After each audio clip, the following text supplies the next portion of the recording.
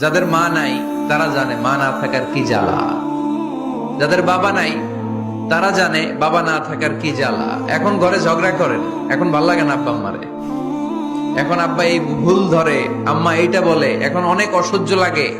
তো যেদিন চলে যাবে ওই দিন বুঝতে পারবেন মাথার উপর থেকে ছাতাটা নাই হয়ে গেছে, বটবৃক্ষটা চলে গিয়েছে, আর উপদেশ দেওয়ার মতো কেউ নাই, কাছে আগলে রাখার মতো কেউ নাই।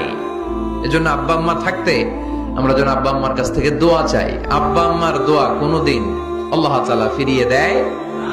মায়ের মর্যাদা অনেক বেশি, বাবার চেয়ে 3 গুণ বেশি, কমসে কম। কয় গুণ বেশি?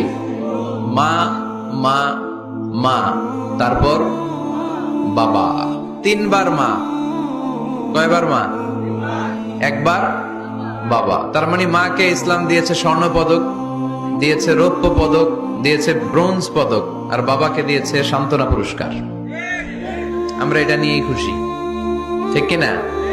তাহলে মাকে 3টা পুরস্কার, স্বর্ণ পদক মা, রৌপ্য পদক মা, ব্রোঞ্জ পদক মা, বাবারে দিছে কি? সান্ত্বনা পুরস্কার। এজন্য মায়ের মর্যাদা বেশি। লাউ কাতাআতা জিলদাক, চামড়া কেটে যদি মায়ের পায়ের জুতা বানিয়ে দাও। ছোটবেলা যে মায়ের বুকের দুধ খেয়েছো, আল্লাহর হাবিব বললেন 1 ঢোক দুধের শোধ আদায় হবে না, ঠিক কিনা?